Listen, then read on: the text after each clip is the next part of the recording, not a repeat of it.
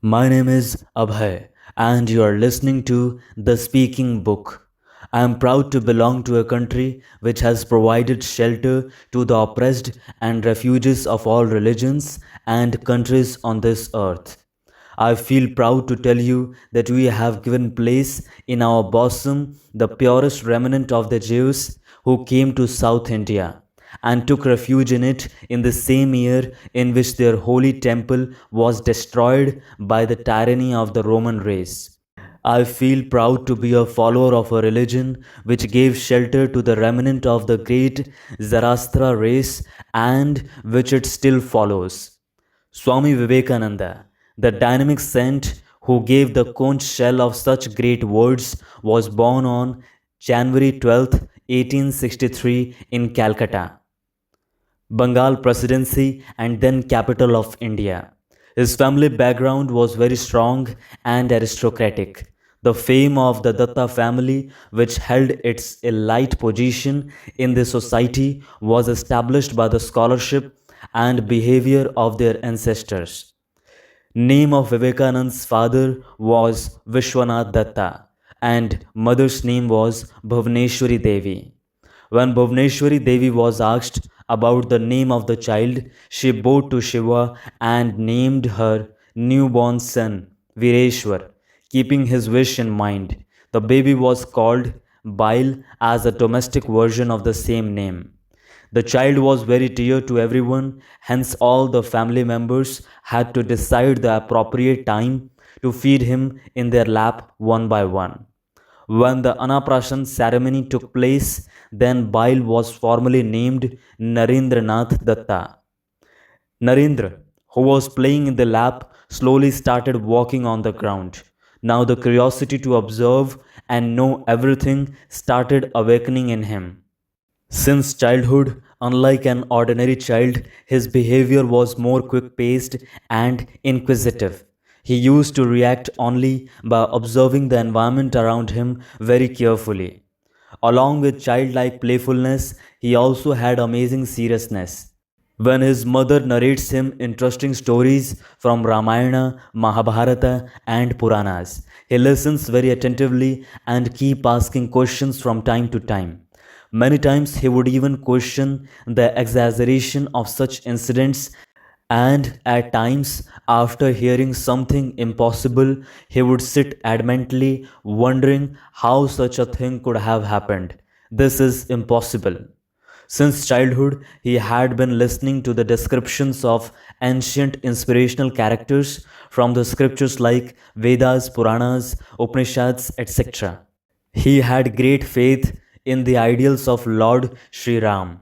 Along with this, he was also greatly influenced by the various characters of Lord Shiva. They had brought beautiful idols of Ram, Sita from the fair and worshipped them. Then they started worshipping Lord Shiva also. While worshipping, he would become so engrossed in meditation that he would not even pay attention to his condition. One day, while he was meditating like this, a poisonous snake appeared from somewhere and started crawling near him. When his friends saw this scene, they started making noise out of fear. But Narendra remained meditating with a steady mind. Hearing the noise, the whole family had come there and everyone was in shock. There was not much distance between Snake and Narendra. Even in that situation, Narendra was unaware of that serious crisis. Any attempt to help could provoke the snake to attack. Then suddenly, don't know what happened. The snake crawled away from there and disappeared somewhere in the room. Everyone heaved a sigh of relief. The mother immediately took her son in her arms and started crying. Narendra came out of samadhi. He was surprised to see his family and friends standing around him. In disbelief and innocently asked his mother the reason. Mother, what happened? Why is everyone so upset? Mother said, Oh dear son, today it was a great blessing from Lord Shiva that your life is safe. A terrible snake had come near you. You did well not to move at all. Otherwise, the snake would have pounced on you. Narendra said casually, Mother, I did not even know that there was a snake near me. I was engrossed in the meditation of Shiva. Anyway, snakes are the companions of Shiva. Why would he harm me? When Mahasadhak of Dakshineshwar came to the house of Narendra's friend Surendranath, naturally his supporters also came in large numbers. In the evening, Surendranath organized a bhajan program to entertain his Gurudev, in which he also invited his friend Narendra. Narendra used to sing bhajans with great devotion with his sweet voice. Narendra recited bhajans in this program with full dedication. After listening to his hymns, Ramakrishna Paramhans became emotional and kept looking at him. When it was time to leave, Paramhansa ji praised the melodious voice of the young singer and invited Narendra to come to Dakshineshwar, which Narendra also readily accepted. It was just a small formal meeting. After this, Narendra concentrated on his studies, but at the same time, his ideological practicality started increasing rapidly. Now he leaned towards detachment. His parents became worried about his condition and they started talking about his marriage. Narendra remained silent for a few moments and then said, Father, forgive me. I cannot marry. My goal is not to follow this traditional path of life, but to discover some new paths. The path from self liberation to universal liberation has to be discovered. Vishwanath ji was not the kind of father who would impose his views on a capable son. So, without saying anything more, he semi accepted their decision. Although he still made efforts to convince Narendra through other family members and friends. When pressure started coming from all sides, Narendranath's mental peace got disturbed. One of his physician friends, Ramachandra Datta, was a disciple of Ramakrishna Paramhans. He sensed Narendranath's mental condition and gave him his advice. Narendra, if you want peace, then go to Dakshineshwar. If you want to search for truth, then you will need a medium for it and you will get it only in Dakshineshwar. Narendra got some peace from this, but he was not convinced that an ordinary saint could become a medium for the discovery of truth. Yet he decided to go to Dakshineshwar. One day he reached there with some friends. At that time, Ramakrishna Paramhans was busy in discussion with some disciples. When he saw Narendra, his eyes sparkled with happiness, and with great love, he made Narendra sit near him and talk to him. Narendra was surprised why that monk was talking to him like this. It was as if we had known each other for years, but there were still more surprises to come. When Ramakrishna took him alone, he held his hand and said in an emotional tone, Why did you come after so many days? I was waiting for your arrival.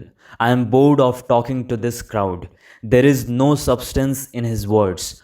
Now my mind will definitely find peace by talking to you.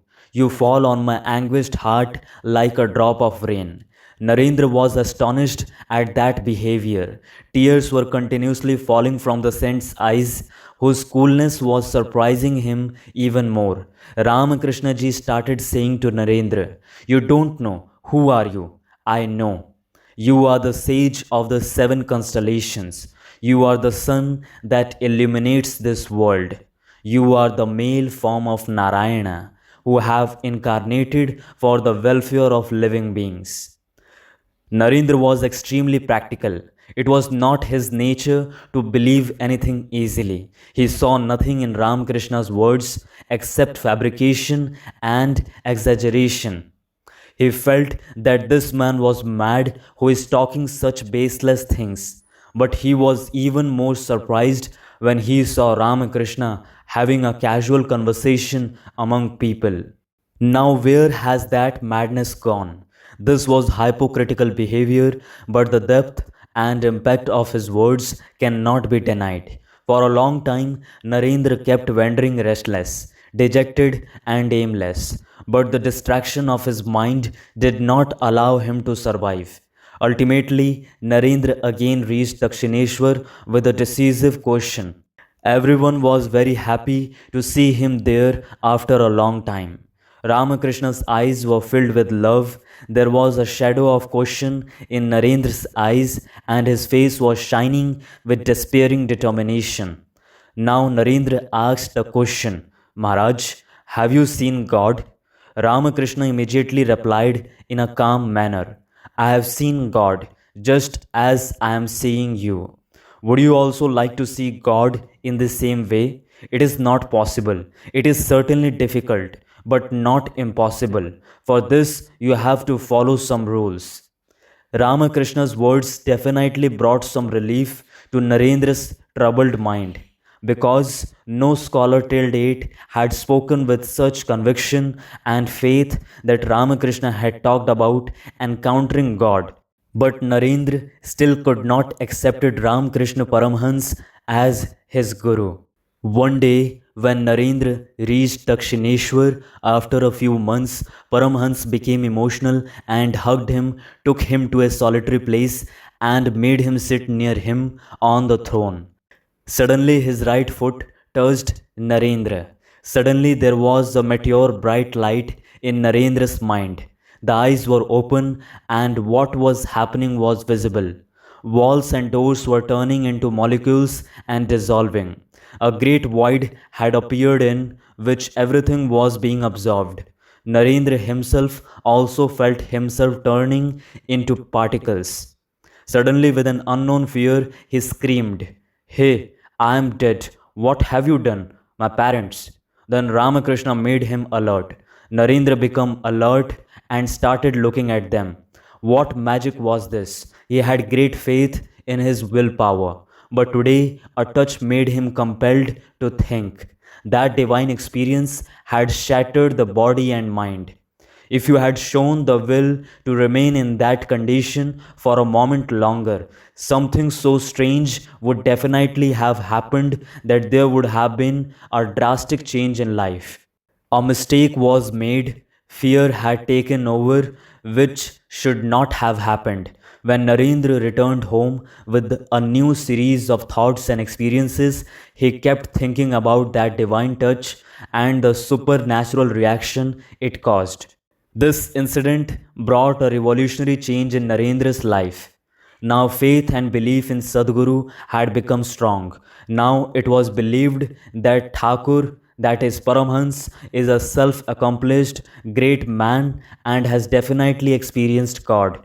His crazy behavior was actually a symbol of his childlike innocence, not his mental madness. Narendra was now completely dedicated to the Guru. Doubts were destroyed, the heart had calmed down, and the inner chambers had opened. Now Narendra started paying attention to his studies also. Along with taking admission in BA, he also learned his family business. He started learning law under the famous lawyer Nema Charan Bose. Along with studies, his hold on spirituality was also becoming stronger. After passing the examination of BA, Narendra had taken admission in BL. One day in February 1884, Narendra had gone to his friend's house. His friends were also present there. There were often extensive discussions between them on education, religion, politics, songs, and music.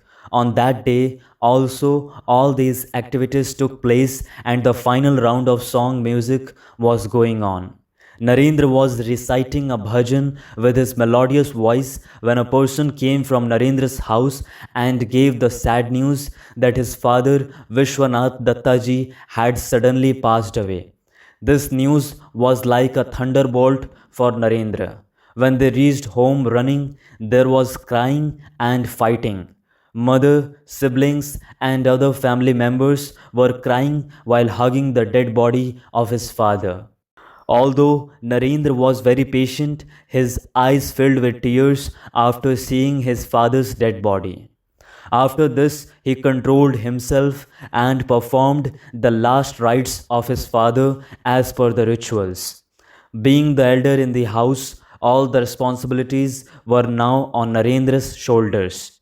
There was so much certainty and freedom during the father's time, but now the time had come to take up family responsibilities. Although some friends were ready to provide financial support, but Narendra's self respect came to the fore. People were having no food in the house. When his younger brothers and sisters would suffer from hunger, Narendra's heart would tremble.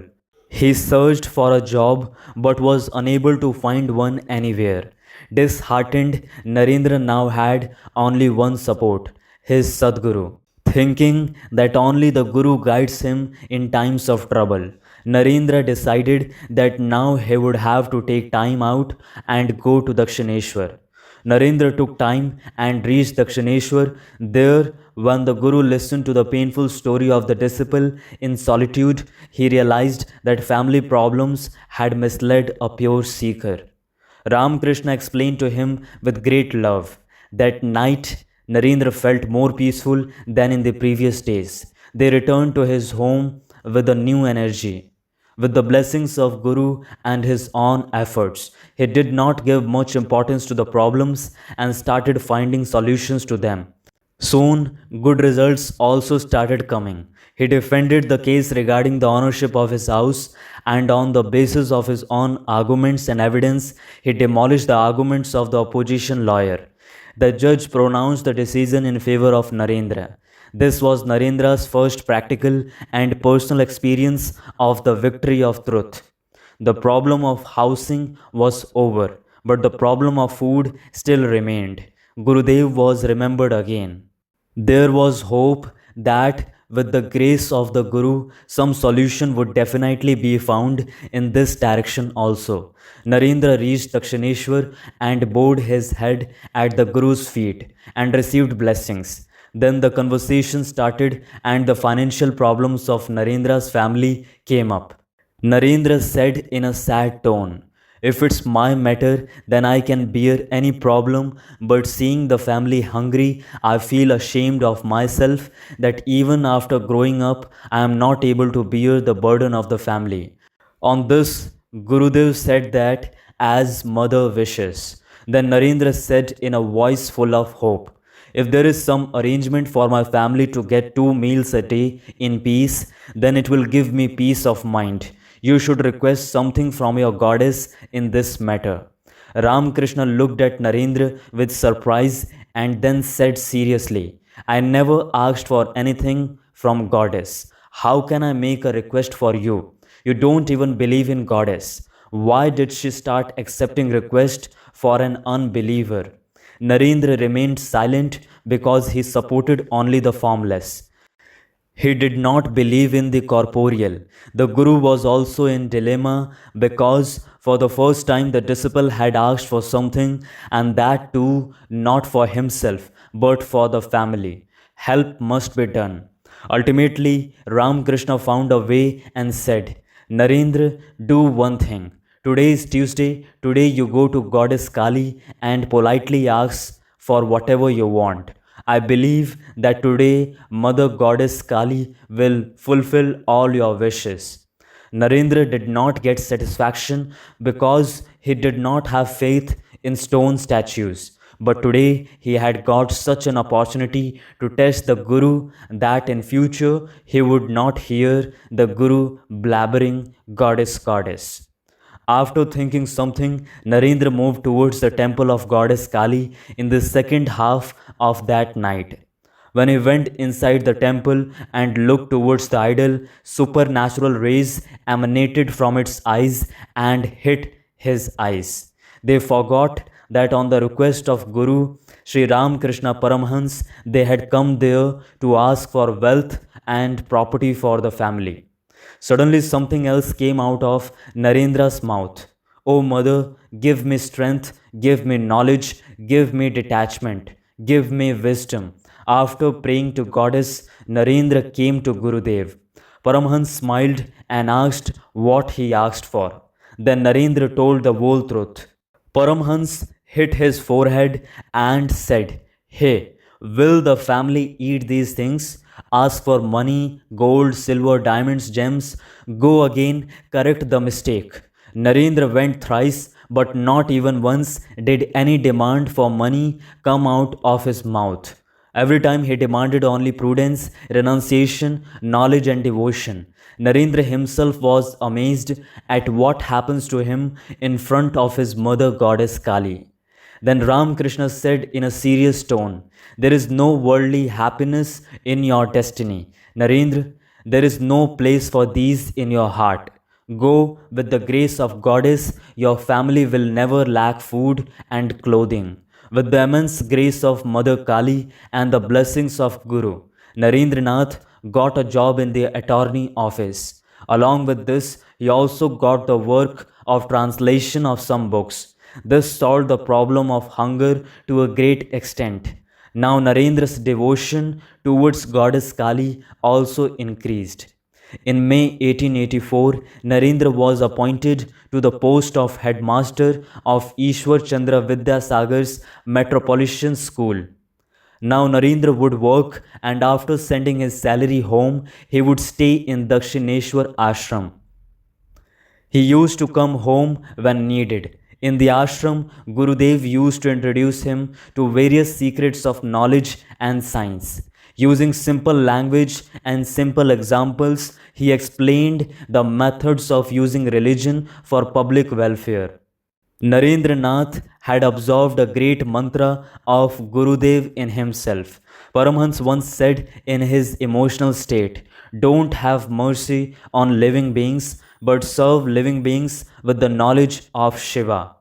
Narendra remained engaged in his spiritual development along with serving the Guru. He kept trying to attain the truth through rigorous control of the senses. Ramakrishna was very pleased with these hard efforts of his disciple, and one day he called Narendra to him. "Naren, when I did sadhana, I had attained 8 siddhis by the grace of Goddess. Till date, I have not been able to make any use of them. I want you to take these accomplishments, they will be very useful to you in the future." Narendra asked Gurudev, "Gurudev, will these achievements help me in attaining God?" Then Gurudev said while looking at him, "No, it will not happen. But with this, all your wishes in this world will be fulfilled." Hearing this, Narendra said casually, "No, Maharaj, what will I do with such accomplishments?" Ramakrishna was very happy in his heart. This was what he expected from that wonderful disciple. On the other hand, Ramakrishna Paramhans's disease was continuously increasing, but he continued to preach to his disciples. One day, Narendranath expressed his long cherished desire to the Guru. "Maharaj, I wish to become accustomed to long term samadhi and wake up occasionally to eat." Gurudev said casually, "This is a normal situation. You have to attain a higher state than this. After making proper arrangements for your family, you can come, then we will see."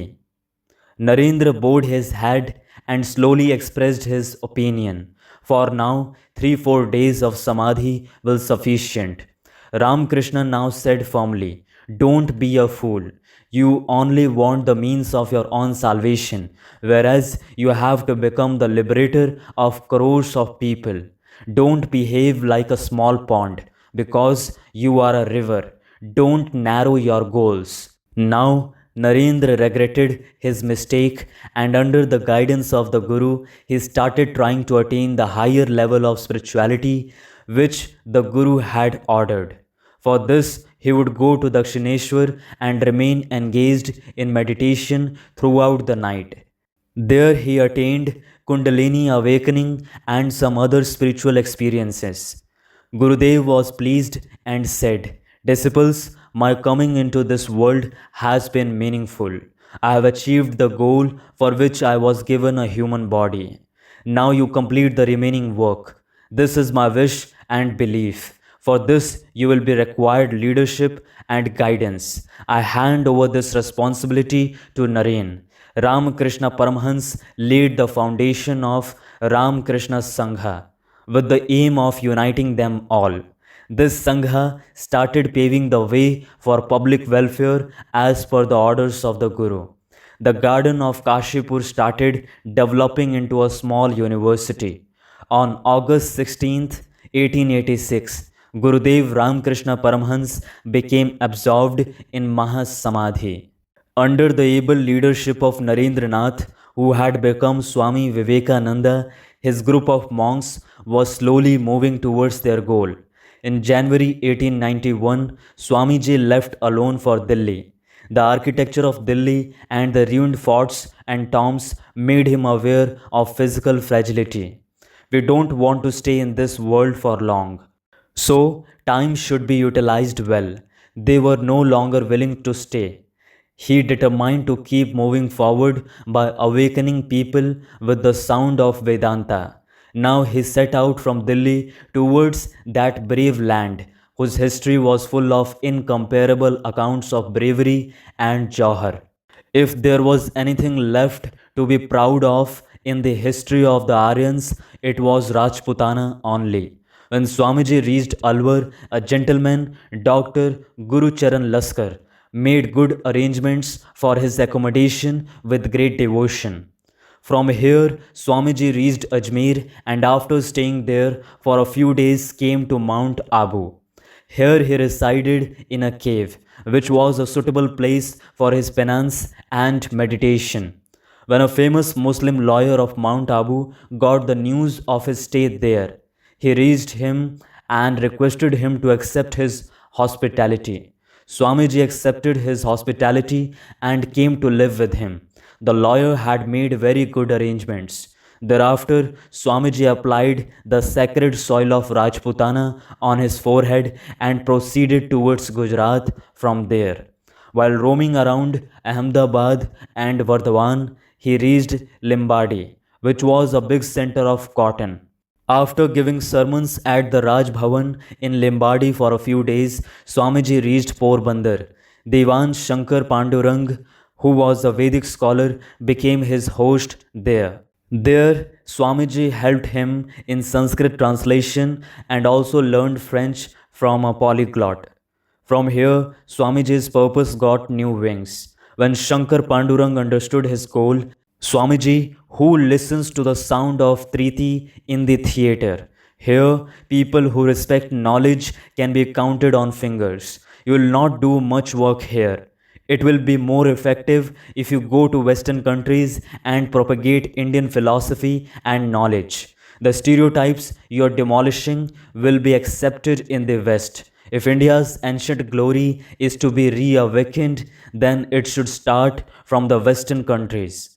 This opinion made Swamiji serious. He remembered one of the words of his Guru, Sri Ramakrishna. Naren, I have given you the power to make a spiritual revolution all over the world.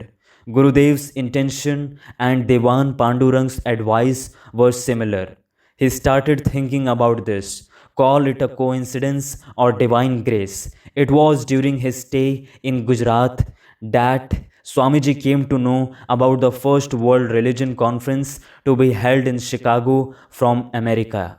This was to happen in September 1893. There was still 1.5 years left and preparations could be made for it. Thereafter, while traveling, Swamiji reached Goa. Swamiji found his stay there very satisfying because here he gained a lot of detailed information about Christianity. Madgaon scholar Sri S. Nayak was a great expert in Sanskrit and Hindu culture and religion. Swamiji had learned that Christian books and manuscripts in the original Latin language were not available elsewhere in India but could be studied through Sri Nayak. Swamiji shortened his journey and reached Ernakulam. There he came to Trivandrum in company of some Sadhak scholars and stayed with Professor Sundaram Iyer. There he got the opportunity to visit the royal palace of Travancore. Swamiji had set out to find the answer to the question that how would hurt India be saved again? How will his glory be restored? The answer was also found that only the establishment of religious policy of truth and morality could change this dire situation. Pure truth, Sanatan Dharma, will have to be re-established. This is what God Sri Krishna had said in Gita. Yada yada hi dharmasya. Today, the country needs the same. The entire exploited, oppressed, and downtrodden class accepts this, but it desires incarnation. They are praying for the incarnation of God. God does not incarnate, but He is present every moment. With all His powers in every human being, it would be better if someone or everyone recognizes that power of theirs. Gurudev Ramakrishna Paramhans had said that God becomes human because otherwise human becomes God. Protection of religion is the duty of life, and happiness of life is the nature of religion. The one who sees God in human beings is the true priest of truth and religion. To establish true religion, a great declaration of renaissance will have to be made. Standing on the beach of Kanyakumari, Swamiji was thinking about the nation while looking at the two boulders protruding from the bottomless water. Regarding the stone which was situated far away, it was written in the Puranas that by standing on it, Dev Kanya had performed severe penance to get Mahadev as her husband. Swamiji aspired to go to the same Shak place and receive the blessings of Jagat Mata. The sea, with its fierce roar, was warming them by creating a fierce wave of water. But there was a turmoil of thoughts going on in Swamiji's mind. Gurudev's words were echoing in the ears of Swamiji standing on the beach. Naren, now I will never let you experience Nirvikalpa Samadhi. You do not have to become a perfect man because that is only selfish. You have to do great work. You have to shine the light of knowledge in the nation by walking on the path of charity. I want to see you victorious not on the path of being free but on the sacred path of liberating everyone. Your life is not yours but is a social heritage. These words of Gurudev had always inspired and energized Swamiji. The surging waves of the sea, which earlier appeared as a hindrance, now seemed to be inviting. Swamiji had decided to test himself and jumped into the sea. Swamiji swam and reached that Shakta rock. After paying obeisance to him, he once looked at the blue expanse of water all around, then sat cross legged in the meditation posture. He felt as if Shakti had accepted him. This was a grand occasion for ideological interview. I have come on the path of renunciation and have dedicated myself to God. Now I have to move ahead accordingly. First of all, I have to serve the people of India and the human beings all over the world. Human service has to be made the universal religion of the world. We have to make it and keep fighting till our last breath for the renaissance of India. To protect the nation, we have to build a characterful, determined, and fear free army.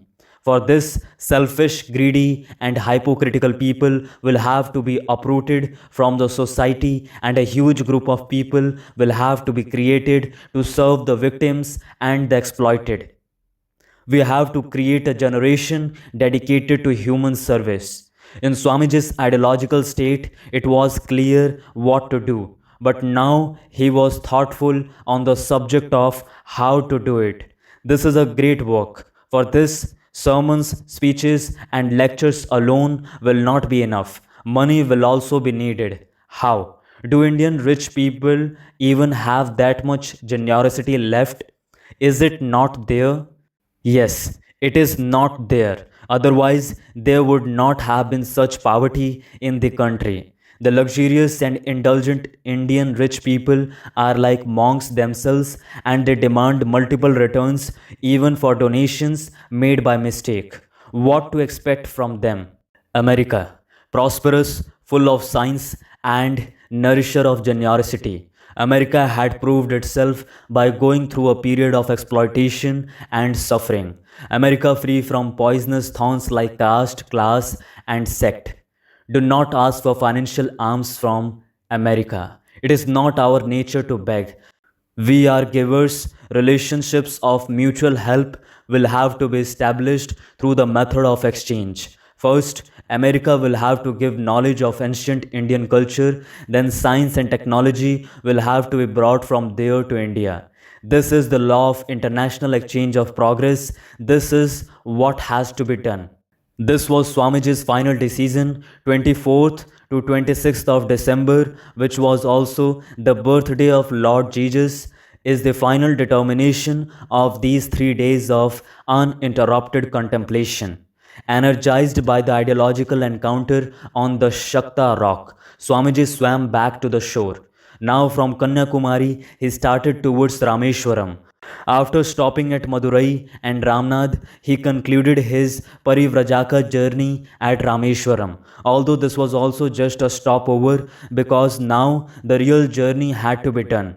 As soon as Swamiji received the permission from Goddess Sharda, he was filled with joy, and when he gave this good news to his disciples, they were also very happy. Now the time had come when that brilliant monk was about to leave to blow the conch of Indian philosophy on the world stage. This time, the disciple group had collected a donation of 4,000 rupees. Swamiji wanted to go to America with full preparation. In those days, Jagmohan Lal, Dewan of Khetri, came to Madras and Swamiji gave the Maharaj's message. The king was blessed with a son and wanted to bless him. For this, he had cordially invited Swamiji. Swamiji accepted the invitation and came with Dewan Sahib. Maharaj Ajit Singh in Khetri greeted him grandly. Swamiji spent some time there after blessing the newborn prince. It was there that Raja Ajit Singh gave him a new name, Swami Vivekananda. The Maharaj of Khetri gave a lot of money to his Dewan Jagmohan Lal and sent him to Bombay with Swamiji. Maharaj himself came with him till Jaipur. After much prayer, Dewan Sahib gave silk clothes to Swamiji, also bought a ticket for a ship which was going to Japan, and from there he had to take another ship to America. Dewanji had also arranged his ticket through a travel company. While leaving for Chicago to attend the World Religion Conference, Swamiji's personality seemed very attractive. With his silk clothes and headdress, he appeared to be a prince of some princely state. Many people on the beach were looking at that magnificent monk. Seeing his face full of divine light and radiance, the passengers of the ship were also considering themselves blessed that that brilliant monk would be their companion. On May 31st, 1893, when Swami Vivekananda boarded the peninsular steamer carrying the flag of Indian Vedanta from Bombay port with the hopes of millions of Indians, his well-wishers and disciples bid him farewell with joyous sounds. At the right time, the ship left the port and moved away from the coast. Swamiji kept waving his hands towards the shore until everything was out of his sight. After reaching Chicago, Swamiji first inquired about the World Religion Conference and came to know that it was going to be held on September 11th. There was still about 2 months left in that.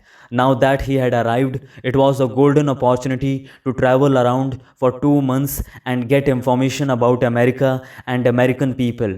But Swamiji was not expert in the subject of market. Soon they realized that the money they had was being spent rapidly.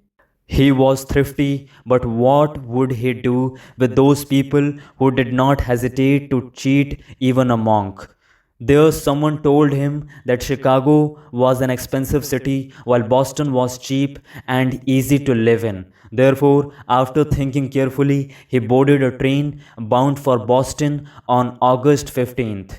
In this carriage, he was introduced to Miss Catherine Sanborn, an old woman. She was very impressed after talking to Swamiji and requested him to take him to her home.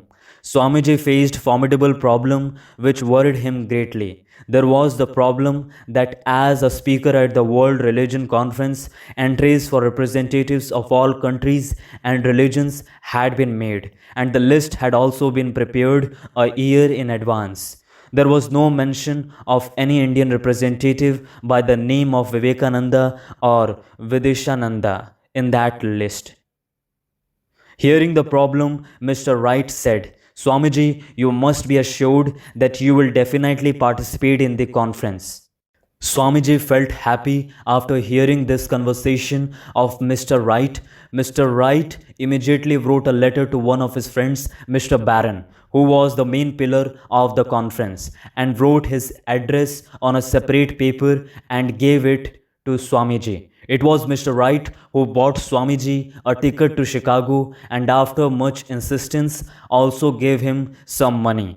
Swamiji left Massachusetts with a happy heart and visited other American cities and reached Chicago on September 9th, 1893.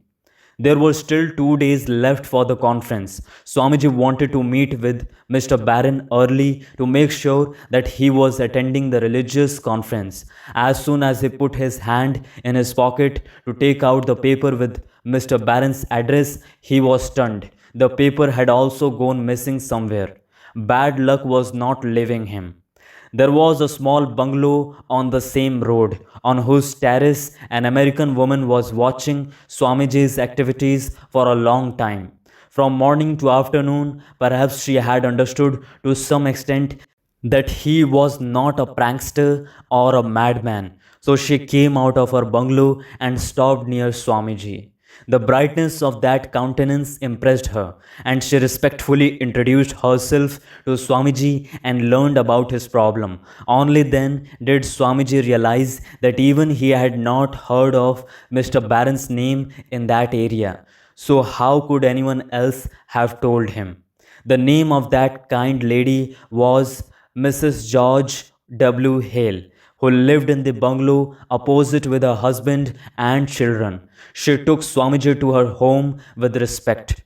There he was bathed and fed. By then, Mr. Hale had also arrived. He was also very happy to meet Swamiji. When Swamiji explained his problem, Mr. Hale became serious. Then he smiled. "You are certainly going to speak tomorrow. Please come with me." The Hale couple took them in their car and left.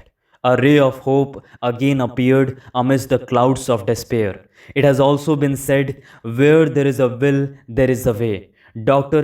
J. H. Barron, president of the World Religion Conference, was an acquaintance and friend of the Hale couple. When he met and spoke to Mr. Barron spoke to Mr. Wright on the telephone and was satisfied. He gave him approval as the representative of the Hindu religion of India, and also made proper arrangements for his stay in the Department of Eastern Religious Leaders in the representative residence. The golden day of September 11th, 1893 arrived, and just 5 words from Swami Vivekananda's lecture in Chicago, "Sisters and Brothers of America," created history. After staying in America for about 2 years, Swamiji went to England and astonished the people there with his speech. Swamiji again came to America in November 1895. He returned to India in December 1898. He started living in the monastery on January 2, 1899. On the occasion of Makar Sankranti on January 14, Swamiji started publishing a Bengali magazine named Udbodhan. Apart from this, he also started the construction of an Advaita ashram at a place called Mayavati, situated at an altitude of 6,500 feet above sea level in the Himalayan region, which Captain Sevier took up. On 20th June 1899, Swamiji again set out on a foreign trip along with Nivedita and Swami Turiyananda. When Swamiji reached Tbilisi port in London after a journey of 42 days, he was shocked to see that many of his favorite disciples had not arrived to welcome him. After knowing the reason, he was even more deeply shocked. Many of his favorite disciples had turned away from him. There were different reasons of everyone. Swamiji, getting away from all these troubles, set out on a trip to Europe with his friends and disciples on October 24th, 1900. During prosperity, democracy, and justice had been seen in the first visit, it now appeared to be disintegrating. There was a rise in wealth and power, and due to this, the trend of personal rule was increasing. There was competition for a new expansionism all around. The whole Europe was turning into a military camp in terms of increasing power. These were not good signs. This was clearly a preparation for future blood wars. Swamiji's heart became sad due to all this. Now he realized that his message of humanity was being taken momentarily seriously by Europe and the West. He was still firm on his instincts. It was during his trip to Eastern Europe that Swamiji suddenly realized that his favorite disciple and secretary in India, Goodwin, was on his deathbed. Therefore, he became eager to return to India. On 26th November 1900, Swamiji left for India in an Italian ship. He surprised everyone by suddenly arriving at Mayavati's Advaita ashram in India. Captain Xavier had taken the responsibility of fulfilling Swamiji's desire to establish Advaita ashram in the inaccessible heights of the Himalayas. Swamiji met mother of Mrs. Xavier with a sad heart. It was learned from them that Swamiji's favorite disciple, Captain Xavier, who was suffering from urinary disease, had passed away. Swamiji bowed to that Guru devotee. Swamiji returned from Mayavati with a sad heart and had just reached Kathgodam by train when another stroke broke his heart into pieces. When he took the newspaper from the station, there was information on the front page: Death of Maharaj Ajit Singh of Khetri. On June 29th, Sister Nivedita, seeing Swamiji in a very ill condition, remained in the monastery. Swamiji's condition was still fine till noon, but after that his health started deteriorating. When Nivedita started crying, Swamiji blessed her by caressing her head. After that, he said in a serious and weak voice, "Now the time for departure has come." The next day, also the same ups and downs were seen in Swamiji's condition. His feet were swollen, yet on the 1st of July, he kept walking for a while in the garden with Premanand. He pointed towards a place and told his wish to Premanand: "After my death, please cremate me at this place." Finally, on July 4th, 1902, Swamiji lay down on the bed at 9 o'clock in the night. Jaimala was still in his hand. The servant standing at the head was blowing fan. After a few moments, his hands started shaking. Then he took a deep breath. After 2 minutes, the same action happened again, and his vision was fixed in the middle of the eyebrows. His face was shining with divinity. Mahashanti established its empire on his face, and then on his entire body. Vishwaguru Vivekananda, the most learned sage in the history of the path of renunciation, rich in knowledge and wisdom, the son of India, the great monk Vishwaguru Vivekananda, left for Vaikuntha at 21 hours 10 minutes in the night.